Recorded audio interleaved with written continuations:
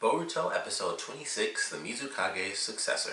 Now this was an interesting episode because this one I felt really focused on like the history of the Hidden Mist Village and its history as the Blood Mist Village for a long time, and I actually like that idea. It was something that we've kind of known for quite some time. It's never really been the biggest focus in the universe, especially with it being like the first place they went to in the original Naruto series. It was like, hey, here's the Hidden Mist Village, sometimes it's known as the Blood Mist Village, and that was pretty much it. Some people got shark teeth, 7 ninja swordsmen, and then that was pretty much it. And then Kisame came in and it was like, well, that's where he's from, and then that was still pretty much about it. So there's still not like this really big thing. The third Mizukage being, or the fourth Mizukage being a Jinchuriki was a part of it, but that had more to do with the Jinchuriki stuff with Naruto and Gaara. So this episode, I think, did something that, oddly enough, both the original series and Shippuden never really did, and that's truly focus on the actual lives of people from the Hidden Mist Village, where it's like some people want to move on from that, some people are kind of sticking within that Blood Mist Village sort of realm by being tough and kind of sticking to the older ways. And I like that idea. I was like, that's actually pretty cool that they talk about that. You of course have Kagura, who is in line to be the Mizukage. He's also in line to, of course, take the blade, be one of the newest 7 swordsmen.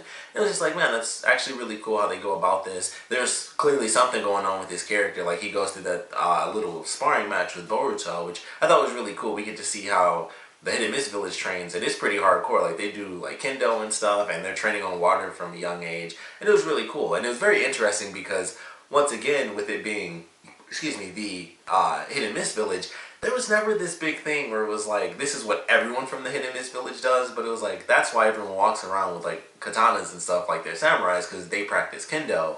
And it was like, I just kind of thought, because the character, honestly, it was funny. The only characters we ever really see from the Hidden Mist Village were the 7 ninja swordsmen. Outside of Haku, that was pretty much it. And of course the Mizukage and, our current Mizukage, Mei, and then Chojuro. So outside of like those couple of characters from the Hidden Mist Village, everyone was just a swordsman. So it was like, well, of course they use blades because those are like the 7, deadly swordsmen of the mist, and that was like their title. So of course they use blades, and like the one dude had like the hammer axe weird combo thing. But it was like, yeah, that's those people. I never knew it was because everyone that trained as a ninja in that village was doing kendo. Like, they never really talked about that. It was just like, specifically, these, 7 characters use blades. And then Suigetsu came in as like the 8th character. And I was like, okay, yeah, that's just like, you take on that title and those specific people. But like, no, everyone trains with blades in the village. So I was like, well, that's something I never knew before. I'm sure that's been there forever as a part of the history if you've like read the extra books and all that stuff. But I never did. And from the show, it was just like these specific characters, not the whole village did kendo. So it was interesting learning that, like, officially, I guess, for me. Of course, they go through doing like the Boruto thing where it's like, for people who never watched Naruto, who like just jumped onto this, they have the explanation from Shikadai, where it's like, this is who the 7 deadly swordsmen are to Boruto, and then Sadara kind of explains a little, and it's like, it's just for people that, of course, don't know. And I guess it's a bit of a refresher for anyone who might not be familiar as well. But, they go through the history of the village quite a bit in this episode, and the future of the village as well, with Kagura taking over. And, or possibly taking over, because he's got whatever the random issue is with him, freaking out when he had that sparring match. And then, of course, we have the guy with, like, the flowing long hair, who was messing with Boruto, Denki, and Iwabe in the last episode. He's there at the very end, where he's like, you guys go back and show them what it means to be a part of the Blood Mist Village. And then he's like, well, let's see how Kagura reacts to this. So my assumption is that Kagura used to be a part of, this gang, and that's also why that gang member knew him. It's like, oh, well, if it isn't Kagura. So, I just have to assume that he used to be a part of that gang, and that's probably why he doesn't want to take over, because he's scared of himself kind of reverting back to who he knew he used to be before he kind of went on the right track to be, the leader, the next leader of the Hidden Mist Village. So I still thought that was fairly interesting. We do, of course, find out what happened with Iwabe's family, and it wasn't actually his parents. I knew somebody had to be killed, but it was actually his grandfather, and it was during the time of the 4th Mizukage, because it was like, that's when they were still like the Blood Mist Village, and people would have to kill each other during their graduation exams. And I thought that was very interesting. And of course, obviously, he didn't die during the graduation exam, because Iwabe's dad wouldn't exist unless his grandfather was just doing it super, super young. But who knows? It was back in the day. But like he never forgave the Hidden Mist Village, and neither did his father. So he kind of carried that burden from his own father about the loss of his grandfather, because that's just how it was. I mean, maybe it was during the graduation exam, but I just assumed it was like during war. But the way they made it seem was like the graduation thing was like how dark the village always was, where they fought each other. And I was like, it couldn't be the graduation exam because they would all be super young. But it was just interesting. I was like, okay, so it was his grandfather that was killed, and that's why Iwabe grew up in the Hidden Leaf Village, because his father just could never forgive the Hidden Mist Village, so he left. And I thought that was just very interesting. Excuse me. So I was like, alright, well, he kind of gets that out there. We get that little bit of information, and, Kagura, with whatever his past may or may not be, he's, trying to apologize for how crappy things were, and he doesn't want to forget the past, but I think because of my assumption, of course, because of where he came from, that's why he's trying to move past it, so quickly. Like Iwabe even says, I don't want people to move past it so fast that they just act like it never happened. I want people to understand how crappy it was and truly work to get past it. Like, he feels like they're kind of just like sweeping under the rug sort of thing. That's how he feels. So I thought that was actually a really cool way to kind of handle that. It was actually surprisingly entertaining with them going through the story. I was like, oh, I actually really like this, because this wasn't, I thought this was going to be like the crazy actiony one, but that apparently is going to be the next episode. But they still did some really good stuff in this with the content, story-wise, I think. And I like that idea. We got to see, like I said, a lot of the history of the Leaf Village, and just, they threw in those hints, Kagura freaking out after he won the match, which was pretty cool. Like, Boruto was freaking out the whole time. He's like, well, at this point it's sink or swim, and so he goes in. And it wasn't bad, but, he lost really fast. So it was still a pretty cool little moment. And I love the way they did it, because Kagura knocked the blade down, and then he put his blade under it and flipped it back up super fast, and it, Boruto wasn't expecting it, so it wasn't like he just went down, so he wasn't holding on fast or holding on strong enough, and so when he flipped it back up, it just flew into the air, and it's like, oh, well, guess that's over, guess it's done then. So that was a nice little match, and Boruto freaking out the whole time, like, I can't find an opening, and Kagura's just standing there, like, just waiting for him to strike, and it's like, yeah, the person who strikes first is the one who's easiest to counter. So I just thought that was pretty interesting. But I like the way that they did this episode for sure. And I'm definitely looking forward to the next one with, Denki being kidnapped at the end of this one. And I love the way that they did it too. I'm like, where was he going exactly? Because he's walking down the street, he sees a flickering light, and it's like, huh. And he just goes down the alleyway. I'm like, what is this? Like a horror movie or something? Like, he just sees a light flickering. It's like, well, now I want to go this way just because it's flickering, and that caught my attention. And it was just really funny to me. I was like, that's what made him turn down this dark alleyway. But of course he gets kidnapped, and the guys in the room, and they hear like this paint.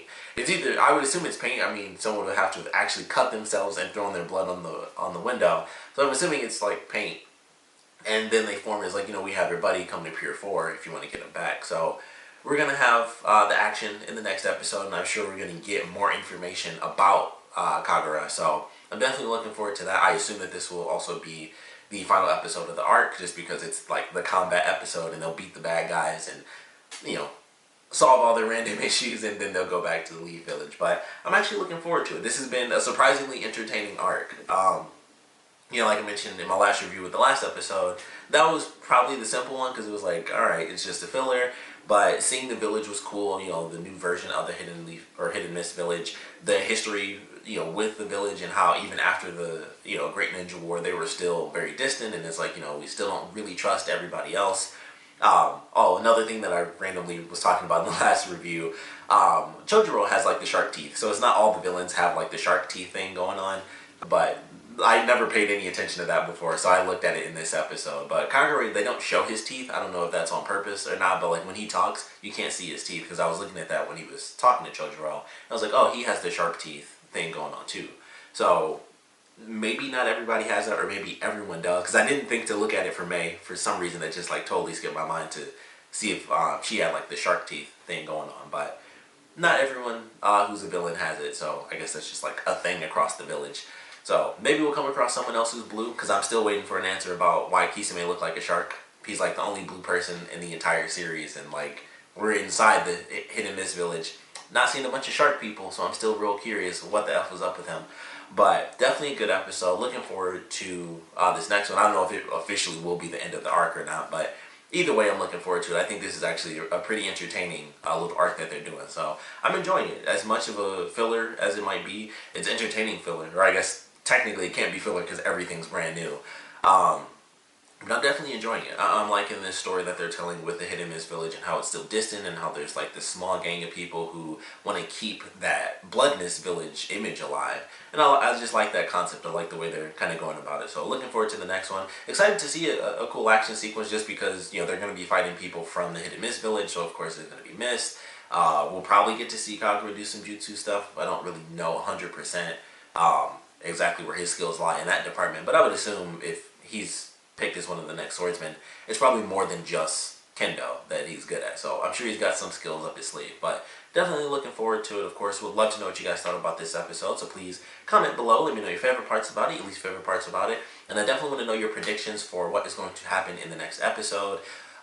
If you guys have any theories or anything about Kagura and what's going on with his character, I would love to know about that. Like I said, my main theory is that he used to be a part of this bad gang. And then basically he was like, I don't want to do this because this is horrible, so I want to be a part of bettering the village. Because he mentions how everything was crappy until Chojuro came around, which I thought was very interesting. He was like, it was still crappy until like a few years back. And then for whatever reason, it just switched up when Chojuro became the Mizukage, which I just thought was really weird. I was like, why wouldn't it change like right after?